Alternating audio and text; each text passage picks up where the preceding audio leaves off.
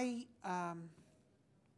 first became totally involved with space, the event was Sputnik. I was 5 when Sputnik flew, and I was an early reader. I was already reading science fiction. And while to the adult world, Sputnik may have been terrifying, to me, as a young reader of science fiction, it was exhilarating, because it meant that all the stories that I was reading about the spacefaring future were going to be true. And I was into it from there. And read all the science books I could, and science fiction and astronomy and so forth. And my dad got me a telescope, and I'd make observations of the moon and draw pictures and so forth through looking through it, and launched rockets. And I was 9 when Gagarin flew, and during the 60s we were going to the moon, and we're going to be on the moon by 1970, and on Mars by 1980, and Saturn by 1990, and Alpha Centauri by the year 2000. When we were moving out, and I wanted to be part of it. So I got myself a scientific education, and did all kinds of experiments, stuff. And of course, we did get to the moon by 1970, at which point I was in college. But then it started to be wound down. And furthermore, the mundane world got through to me, said, look, wanting to be a space explorer when you're 10 is just fine. But, you know, you're in college now, you're going to be out on your own soon, you need to have a trade. People like astronauts and mission controllers, they're the people that live on the other side of the TV screen, you know, the world in which the movie stars live, this other world.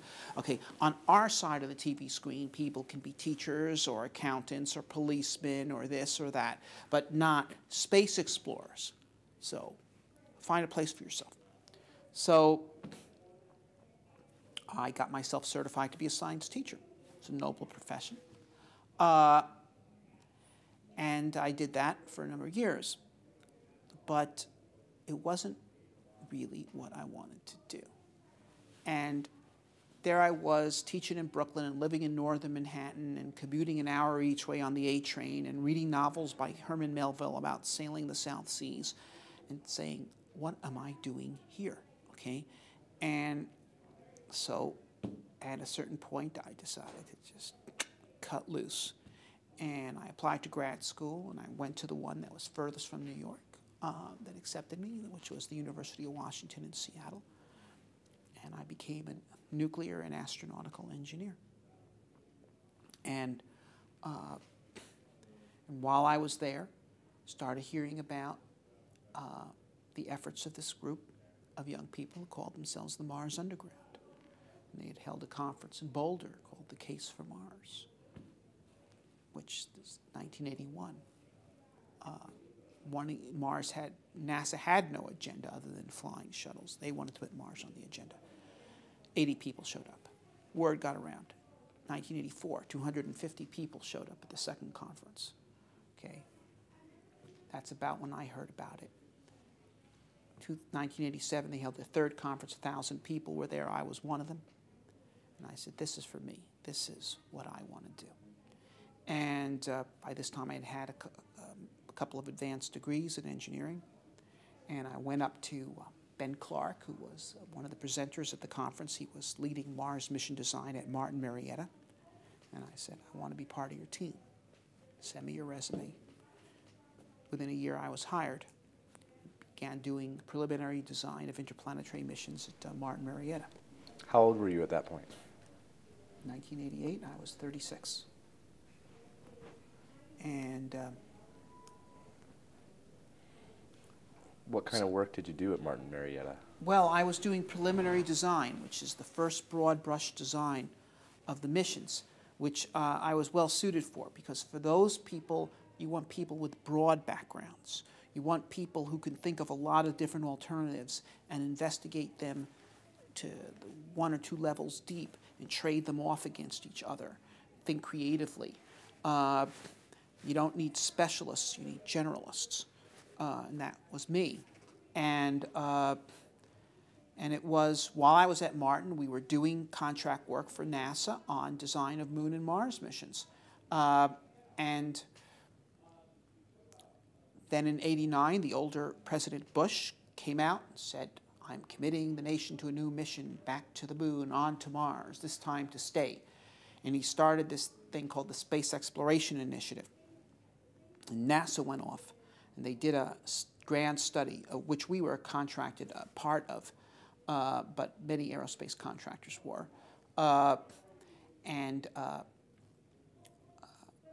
to figure out how to implement this plan. And you see what happened was, though, this got totally out of control because the NASA middle management and upper management viewed this as a way not to try to accomplish sending humans to the moon and Mars as their objective. Their objective was to use the notion that we were going to the moon and Mars someday as a means of justifying the full plethora of technology development efforts that they either were doing then or wanted to do. So they designed the most complicated mission they possibly could. They came out with a report 90 days after it was initiated. It was called the 90-day report. And it was horrible.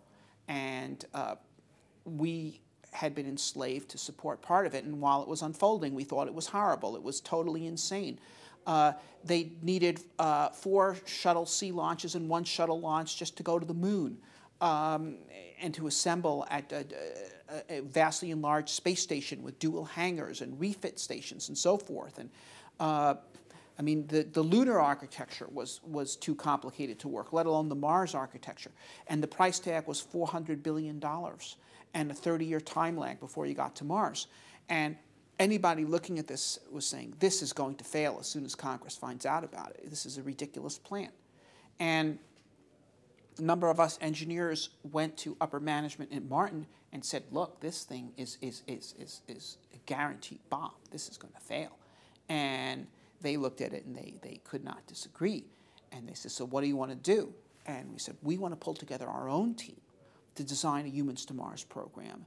And here's the deal. Let us design it the best way it can be designed.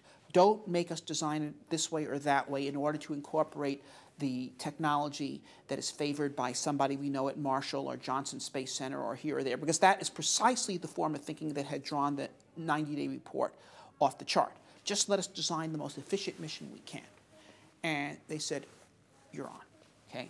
So they pulled together a team. It was called the Scenario Development Team. It was 12 people from the whole huge Martin Marietta company of, like, I don't know, 90,000 people. And I was one of the 12. And because there were a lot of creative spirits on this team, we could not agree with each other. So rather than develop one plan, we ended up developing 3 plans. And these plans had completely different philosophies underlying them. They could not be reconciled. And the guy leading this effort was a man named Al Schallemuller. He was a vice president. And fortunately, he saw this, he understood it. He was not your typical middle management or upper management, in this case, drone at all. No, this was quite a guy, Al was. And he said, okay, look, we'll float all 3 of these plans to NASA and let the flowers bloom where they will. So we did. And it very quickly became clear that the Mars Direct plan, which I was largely responsible for along with another engineer named David Baker, was the one that had the most potential to upset the apple cart and create a breakthrough. It was the most radical of the 3. It involved no on-orbit assembly or orbit rendezvous of any kind. It involved long-duration stays on Mars starting on the very first mission, use of Martian resources starting on the very first mission, no need for advanced propulsion. If you looked at it with direct launch to Mars, no orbit assembly, no advanced propulsion, say, why can't we do this? Looked at in 1990, this was Humans to Mars by 1999, if you're willing to bite the bullet. And we went down to Huntsville, Marshall Space Flight Center. And I was very pessimistic about the reception that we would get because they were the most conservative of all the NASA centers. And Baker and I presented down there with Schallemuller to back us up, and the response was electric. It was exactly the opposite of what I thought it would be. They were over the top for it. The guy who had the Space Exploration Initiative at Marshall took Baker and I into his office for 2 hours to talk to us and to tell us, look, this is how you got to present this when you go to Johnson Space Center. Da, da, da, da. They loved it. And here was the reason why. Because on the one sense, it was the most radical, but in the other sense, it was radically conservative. The Marshall people, these were the people that had flown Apollo. Okay, they had been deluged with other people coming down there, either the people from the 90-day report or people from our competitors who were presenting them diagrams of gigantic solar electric or nuclear electric plasma-driven spaceships and just looking at this thing. This is bullshit. And we come down with Mars Direct, and it's 2 direct launches to Mars, Saturn V times 2. Okay, so this is something we could actually do. They loved it. And then we went to Johnson, and the response was almost as good. And we went to Langley, and we went to Ames, and the response was terrific. And then there started to be a counterattack from elements of the NASA bureaucracy who got very upset because Mars Direct did not use the space station. And they felt that we were de-justifying the space station. They wanted to insist that whatever mission architecture you propose must use the space station and must use the space shuttle, or you'd be de-justifying them. In other words, once again, they wanted to use SEI as a justification for what they were doing, whether it was useful to the mission or not. So they started pushing back and telling people they got to back away from us. And so what had been a blitzkrieg turned into trench warfare. And Mars Direct got a certain amount, as it were, of territory within the universe of concepts of how you could get to Mars. But the trench warfare set in. And this was not to Baker's temperament, so he eventually left Martin and went off to get higher education and then go into his own company. But I kept slogging away. And in 1992, Mike Griffin became associate administrator for Spaceflight. And I went and briefed him, and he liked the plan. And he had me go back to Johnson Space Center. He said, go give them a more thorough briefing, and I'm going to tell them that they've got to listen this time. And they did. And so a group at Johnson Space Center, led by a fellow named David Weaver, said, okay, we like your basic axioms here. Direct launch to Mars, no on-orbit assembly, no advanced propulsion, use of Martian resources starting on the first mission, long duration stays on Mars starting on the very first mission. We think this is all correct, okay?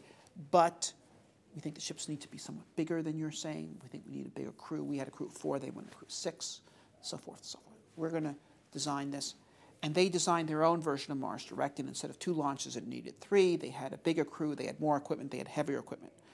But then they costed out what they had done, this mission architecture that I called Mars SemiDirect.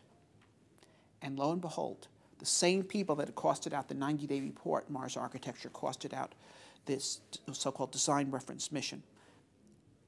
They costed the 90-day at $400 billion. They costed the design reference mission, Mars SemiDirect, at $55 billion, which, given the smaller size of the classic Mars Direct, justified my estimate of $30 billion. And as Carl Sagan put it at the time, okay, it doesn't matter whether it's 30 billion or 50 billion. What matters is that it's tens of billions, not hundreds of billions. Okay? And this is something that we could do. And word got out to Newsweek, and a reporter, Sharon Begley from Newsweek, wrote a story on the 25th anniversary of the Apollo moon landing, the July 1994 issue. Humans to Mars. We can do it. There's a plan. Let's do it. And so that got out there all over the place. few weeks later, my phone rang at my desk at Martin, and it was a literary agent. And she said, I read about this. Do you know you have a book here? I said, no. She said, you want to write a book? I said, I could write a book. She said, you write a book, I'll sell the book. And we did, and that was the case for Mars. And the Case for Mars was a very successful book. It sold 100,000 copies in America alone, and then it came out in about 6 other languages. I got 4,000 letters. 4,000 letters from all over the world. And they came from all kinds of people. They came from engineers at JPL and astronauts at JSC. They came from bankers in Paris. They came from a guy who was the managing director of the Metropolitan Opera in New York City, from firemen in Saskatoon, and 12-year-old boys in Poland. Okay? And they said all kinds of things. But underneath what they were all saying was one thing, which is, how do we make this happen? And I reported this response to some friends of mine, in this Mars Underground Network. I said, look, we could pull together an organization here. Look at this array of talent. It's just an amazing group of people. I mean, in terms of just the spectrum of different kinds of people. This one woman who was a widow of a guy who won the Congressional Medal of Honor flying fighters in World War II, and just all kinds of people. And we used the letters as a mailing list and invited people to come to the founding convention of the Mars Society in Boulder. In August 1998, 700 people showed up from all over the world. We had people there from at least 40 countries. We had people there from Mozambique and New Zealand and Cyprus, as well as, of course, all the obvious major countries that you might think of.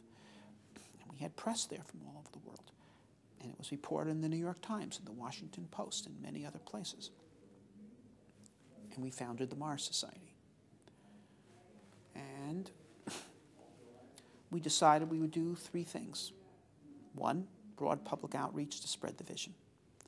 2, political work to try to convince the political class, both in the U.S. and abroad, to embrace Mars as a goal. And 3, projects of our own. We held many public events, which was part of the first effort. We engaged in political work, and within our political work we had goals, which included, of course, pushing for a Humans to Mars program, but also pushing for a doubling of the budget of the robotic Mars exploration program and the establishment of a Mars discovery program that is a competitive, open, competitive mission thing where different groups from the community could propose missions and one would be selected and would go forward on the model of the discovery program that NASA had instituted for non-Mars missions. And we were successful, not in the first, of course, not really, although we had elements of success there, but we did get the Mars program doubled, and we did get a Mars discovery program launched called the Scout program, which eventually flew the Phoenix mission to Mars in 2007.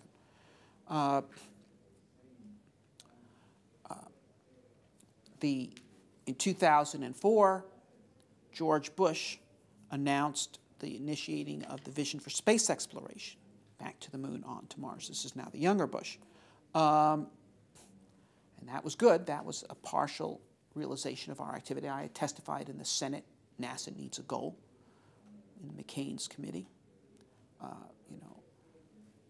The Gaiman Commission after Columbia had said the problem with the NASA's manned spaceflight program is not just that you did this or that wrong on the Columbia flight. The problem is you're flying a manned spaceflight program without goals that are worthy of the costs and risks of human spaceflight.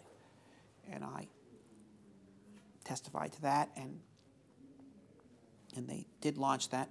But under the cover of that, Administrator O'Keefe tried to abandon the Hubble Space Telescope.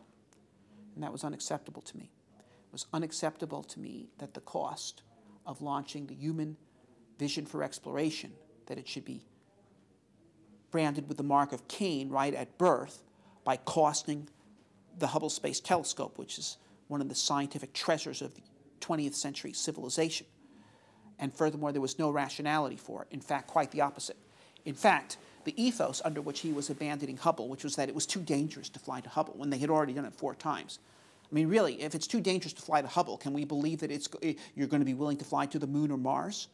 So a NASA that had taken leave of its courage to that extent would not be capable of going to the moon or Mars. So this decision had to be rejected, and we launched a very strong campaign to turn that around. People at NASA started leaking me information that showed that flying to Hubble was no more dangerous and probably safer than flying to the space station.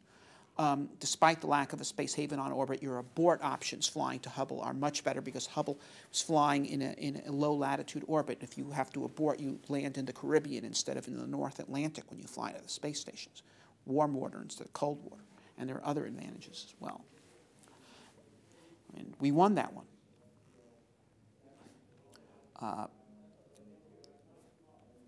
Then in the way of projects, our most important central project was the building of a simulated Mars exploration station in the Canadian Arctic, the Flashline Mars Arctic Research Station. And that was quite an adventure. First, the raising of the money, and then, which was extraordinary in terms of the different things the deals that we managed somehow to pull off. And then the building of the station, which was an incredible adventure because, you know, this is 75 North. It's an uninhabited island. There's no airstrip on it big enough to land a Herc. And so the Marines who we contracted with to paradrop our station components on the island, they had to do it with paradrops. And the last paradrop failed, and the construction equipment was destroyed. And the earlier paradrops went wide, and things landed in the crater. The station was to be built on the ridge above the crater. And the construction crew all quit. They said, you can't do this. You don't have the equipment. This is just not going to happen. We're out of here. And we ended up building it ourselves with the help of the Inuit. And that was quite a show. We pulled it off. We built the Flashline Mars Arctic Research Station. And then we held field seasons in it in 2001, 2002, 2003, 2004, 2005. Skipped 2006 because of lack of money. Then we were back in 2007 with a 4-month expedition. Then again in 2009. We're waiting funds right now to try to mount another expedition up there. We also built a second station in the desert in Utah, the Mars Desert Research Station. And that initiated operations in February 2002. And we've now had over 100 crews there, okay, crews of 6. That is, between Flashline and the Mars Desert Station, over 600 people have been crew members at one or another of our stations, doing simulated Mars expeditions, sustained programs of field exploration, operating under as many Mars mission constraints as we can impose on them within the limits of our resources. And by doing it this way, you try to learn what would work on Mars and what wouldn't.